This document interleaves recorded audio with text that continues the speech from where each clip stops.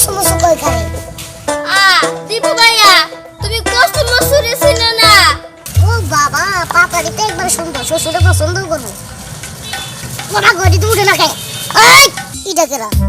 ওই হালাতি কেরা আবার আমার আঙ্গুল দেখায় কতটা দিন হইছে বউ এই যে গেছে বাপরে বাড়ি এখনো আয় নাই। দীপু দীপু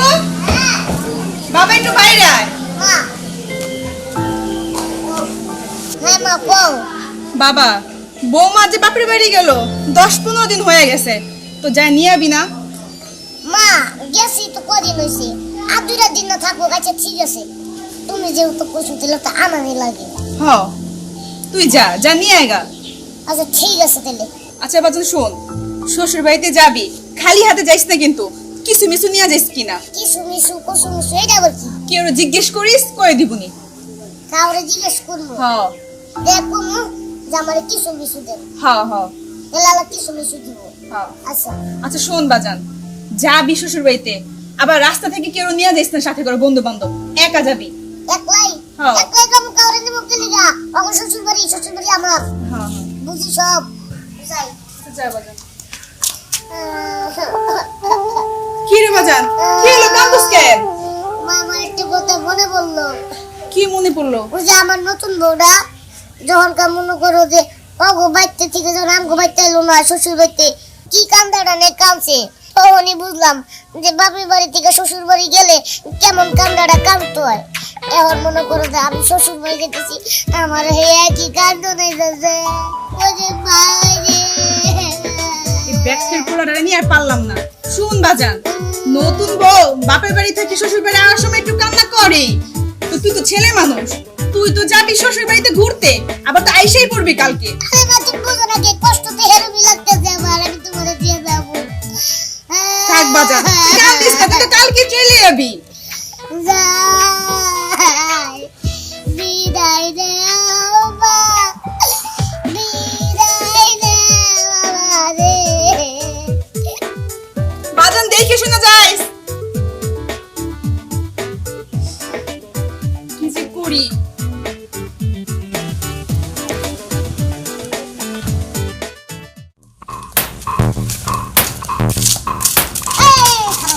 কিসে আচ্ছা এই কি সময় সকল পামু কুসুম সকল খারে দীপু ভাইয়া তুমি কষ্ট মসুরে ছিল না। মারে কেরা আইরে বলো রে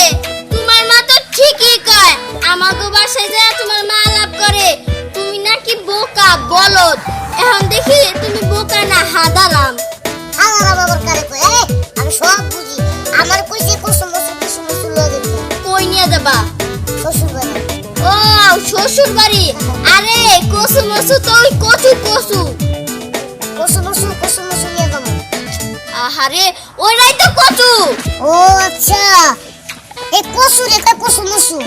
আসলে আমি একটা সত্যি কথা কই তোমার মা তো আগের যুগের মানুষ এর জন্য বুঝছো পড়ালেখাও করে নাই মুখে ভালো মতো উচ্চারণও করতে পারে না। আমি তোমার খুইলা কইতাছি কচুরে কয় কচু মচু আর তোমার মা কচু মচুরে কয় কিছু মিছু।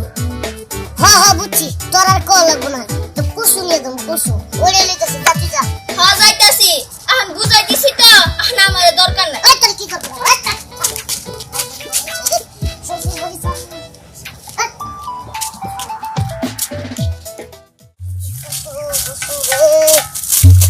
এই যে কুসু দেখছো আমাকে এলাকায় কত কুসু আর আমি কুসুই খুঁজে পাই না এক কাজ করি এমনি উঠাই লিয়ে যাবো যদি শ্বশুর বাড়ি এলাকায় কুসু না পাই খাওয়ার কুসু তোর একটা মতো ও বাবা পাতারি তো একবার সুন্দর শ্বশুরে পছন্দ করো ওরা গড়ি তো উঠে না খায় এই এই বাবা এই ছাড়ার কুসু ওই এই ও মা গো কুসু পাইছি রে শালা কুসু রে শ্বশুর আর কিছু পছন্দ করো না ওরা কুসু ও মা গো কুসুটা বলে দেখি শ্বশুরে খাওয়ামু কসু কসুরে মায়না কইছে শ্বশুর বাড়ি যাইতে হলে কাউরে নিয়ে যাবি না আমার তো কত রকম মনে করছে ইটা কেরা কেডা ওই হালা তুই কেডা আবার আমার আঙ্গুল দেখায় ওই তুই কে হালার পালা এই তুই আমার লগে লগে আমার আঙ্গুল তুই প্রশ্ন করতেছস হ্যাঁ যে আমি কেডা আমি দীপু তুই কেডা তুই দীপু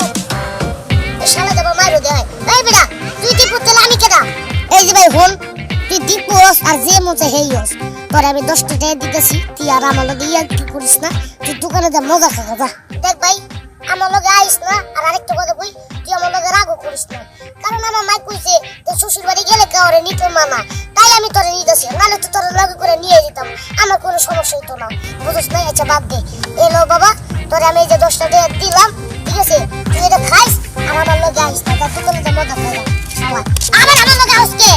আইস না কিরে কিরে ভাই তোরে আমি টাকা দিলাম আদর করলাম তাই ভালো মতো কইতেছি তোরে জায়গা দোকানে যে 10 টাকা মজা খা তাও তুই আমার লগে আইতেছস দূর সাই মুন্ডে কইতেছে একটা লাগতে হায় হায় তুই আমার লাগতে দিবি খারাপ তোরে এমনি সাহায্য করে দেব না আমার শ্বশুর বাড়ি লোক সালা শরীর দিয়েছে ওড়ি দিয়ে তোরে চাপা মারি খাবো আবার নাই হতে হতো ভাই এই কেমন মাইতে আসবি হ্যাঁ লয়সটা সারা সময় নিলে তোর কাছে পানা খাবো আয় আমার লোক আয় শ্বশুর বাড়ি আসতে চাই আমার লোক আয় এ ভাই কি ভাই ভাই আমার একটা উপকার করেন তো আমার মাই কইছে কি যে শ্বশুর বাড়ি যাইতে মানে আসলে আমি যাইতে চাইছি তো আমার মাই কইছে শ্বশুর বাড়ি তুই যেহেতু যাবি কাউরে নিবি না তাই আমি কাউরে নিব না এখন হঠাৎ করে এই শালাই দেখেন আমার লগে লগে আইতাছে ওই যে আবার আমার আঙ্গুল দেখায় ওই দেখেন আমার আঙ্গুল দেখায় বুঝছেন ভাই এখন আমি কেমনে যাবো কোন দিয়ে ওরে লইয়া আমার মা কইছে কাউরে নিতে না ভাই আমি তো আর থামান না ভাই আমার একটু উপকার করেন ভাই ও আচ্ছা এটা তো দেখতেছি বোকা এটা বলদ বানাই দিব ও ভাই কি হলো কিভাবে উপকার তো করবো উপকার করলে আমার লাভ কি লাভ আচ্ছা বলেন আমার পকেটে যা আছে এডি আপনাদের দিয়ে দেব আচ্ছা তাহলে আমার বাড়ি চলেন সামনে আমার বাড়ি বাড়িতে নিয়া এটা বাইন্দা দেখেন কি মাইটটা দিই তাহলে দেখেন আপনার লক ছেড়ে দিব চলেন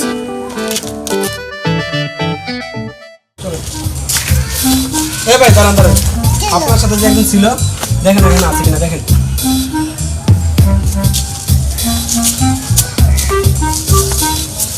কি ভাই আছে ভাই আমি তো দেই না কই গেল ভাই আমার ভয় পাইছে এই এলাকার ডন আমি আমার নাম শুনলেই শুনে কাঁপে বুঝছেন এই জন্যই আপনার লক ছেড়ে দিছে কই ভাই আমার লগে যেটা আসলে এটা কো দেখতেছি না তো আরে না তো ও ভাই সত্যি তো আপনারা দেখে তো মনে হয় অনেক ভয় পাইছে দেখেন আমার লগই নেই এতক্ষণ আসিল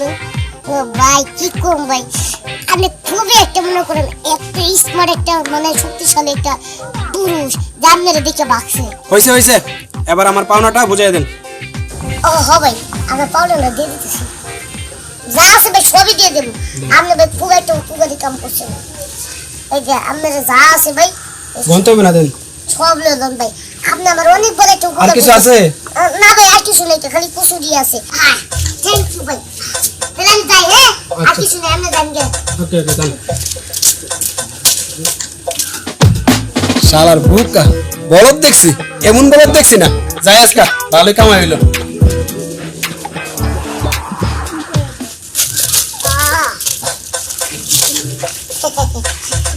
ভাই দেখেন একটা জিনিস সবাই কয় আমি নাকি বোকা আমি নাকি বলদ আপনার কোন তো আমি কি বলদ নাকি বোকা